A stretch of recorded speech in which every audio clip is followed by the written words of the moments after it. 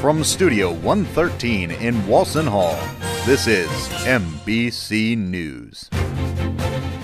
Hi, welcome to MBC News. I'm Kat McClellan. And I'm Thomas Rockland. So, Kat, did you go see Battle of the Chefs this week? Of course I did. I wouldn't miss it for the world. What was your favorite dish? I love Lehigh's pasta dish. Well, I was a big fan of the cheesesteak, but that pasta dish sounds delicious. I didn't get to try the cheesesteak. Well, I'm happy you got to enjoy your pasta. Well, what's good with the news this week, Kat? I'll tell you. The Muhlenberg College production of Miss Firecracker begins today. The show, which stars Julia Garber, Christina Oliveri, and Russell Norris, will be running in the Baker Theater beginning tonight and ending on Sunday the 22nd. A follow-up to Beth Henley's Pulitzer Prize-winning play, Crimes of the Heart, Miss Firecracker depicts Carnell Scott, a hopeful in her town's annual 4th of July beauty pageant. Tickets can be purchased online, via email, or by calling the Muhlenberg box office. The Catholic Campus Ministry and MAC are teaming up for their annual fundraiser, Pancake Palooza. Come to the event space on February 20th from 11 p.m. to 2 a.m. to enjoy fresh-made pancakes and performances by Muhlenberg a cappella groups.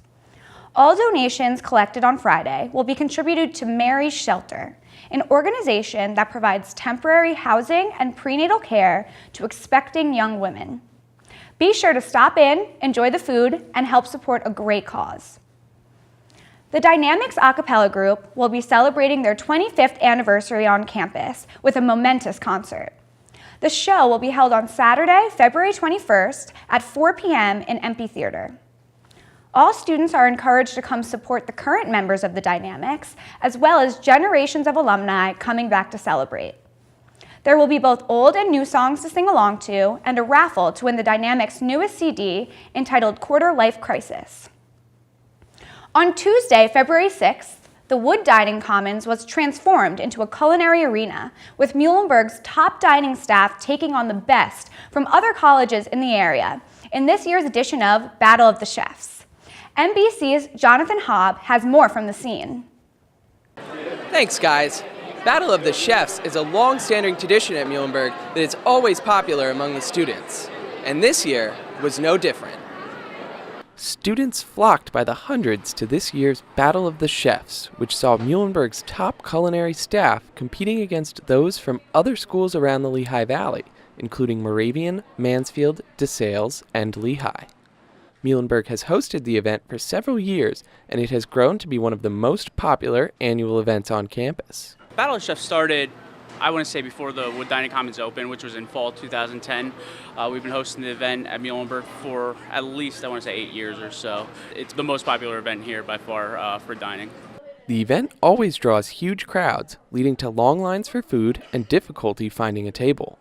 Many students planned ahead by getting in line early before the doors opened. The first student in line arrived well before the scheduled start time of 4:30. I got here at like 1:30, and then I was a little nervous to sit down, so I went and got a coffee, and I came back and I sat down at 1:38.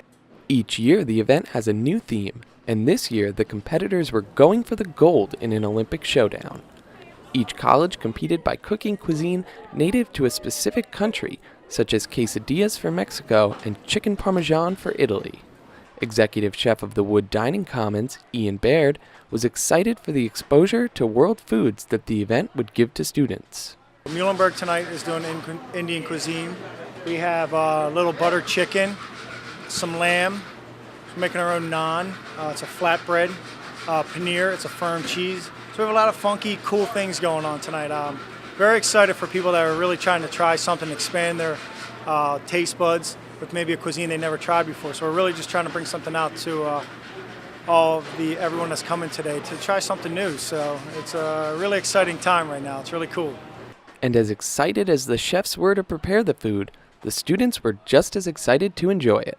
I like how experiencing different types of foods. There's different schools here. And it's just a competition that really brings the colleges around the area together. Everyone's trying to make the best food they can to win the competition, and I'm the judge, and I'm an expert food connoisseur. My favorite part is the fact that we get to experience different dishes than what we normally do, because sometimes, even though we have really good food at Muhlenberg, it's a lot of the same stuff repeatedly, and tonight's, they change it up a little bit, so I like that a lot. In the end, only one school could come out victorious. and students were happy to weigh in with their favorites. It's a tie between Italian and the spinach feta Greek wrap thing. I can't decide between the pasta and that. My favorite dish was definitely the pasta with the vodka sauce. It was delicious. Following the event, the results were tallied, and Muhlenberg was not able to defend its home turf this year, with Lehigh's fine Italian cuisine capturing the gold. Regardless of the outcome, the students had a great night and enjoyed the variety of offerings. And the food looked so good, I just had to try some myself. For MBC News, I'm Jonathan Hobb.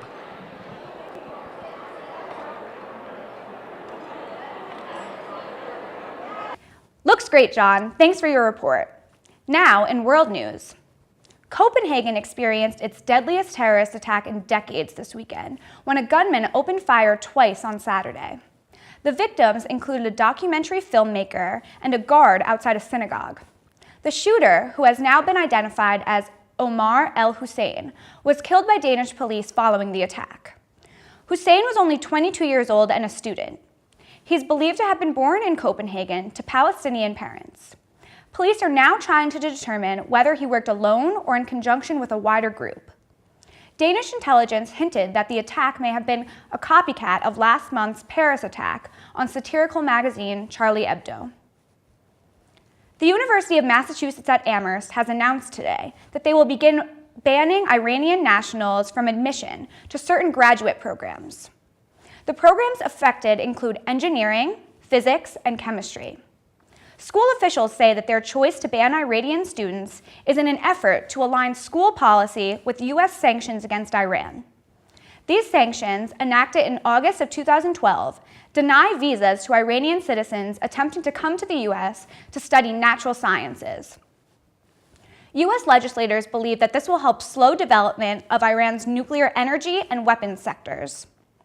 Iranian Americans and the National Iranian America Council are outraged, saying that UMass's interpretation of the U.S. sanction is flawed, and that this new ban will only work to further discrimination against Iranians in the U.S. While the university is standing strong in its decision, Iranian students currently enrolled at UMass are expressing feelings of confusion, intolerance, and discrimination. That's all for today's news. Now to Tom with the sports. Thanks, Kat. Congratulations on senior Leanna Talamy of the Lady Mules basketball team, who's recently named Pete Nevins Player of the Year. This award is given to the top player in the Lehigh Valley. Talamy leads the Centennial Conference in rebounding and has racked up 956 points in 3 seasons with the Mules. Additionally, Talamy led the Mules to an 86-53 thrashing of Franklin and Marshall last Saturday, giving the Lady Mules a 14-3 conference record, with only 2 games left in the regular season. Talamy led the team with 21 points and 4 blocks. The Lady Mules will travel to Ursinus on Saturday to finish up their final in-conference opponent. Another congratulations to senior Malik Killing, who was named to the men's basketball team of the year at the Lehigh Valley Small College Basketball Luncheon.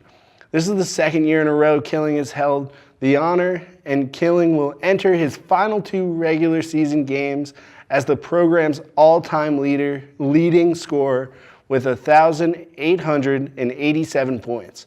He's also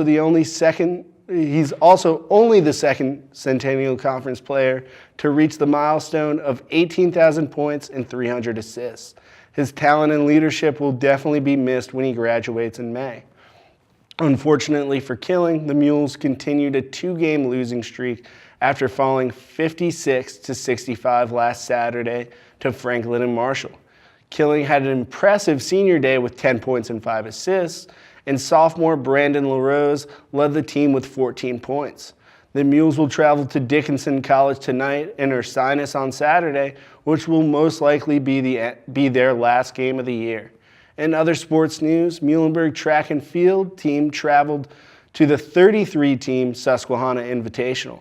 For the men, sophomore Trevor Luck finished 6th in the high jump, and Jake Waleski finished 8th in the 60 meters. The women were led by Katrina Faust, who finished 6th in the 60 meters. This Saturday, the Mules will travel to Haverford, Pennsylvania to participate in the Co-Invitational. This will be their last meet before the conference championships on February 28th. That's all we have for sports. Now we go to Katie with the weather. Thanks, Tom. I'm Katie here with the weather from MBC News. On Thursday, partly cloudy and windy, high of 13, low of -5. Maybe stay in your homes. On Friday, mostly sunny, yay! High of 18, low of 2. On Saturday, we've got cloudy, high of 30, low of 27, 20% chance of snow. Will it snow? I don't know, 20% chance.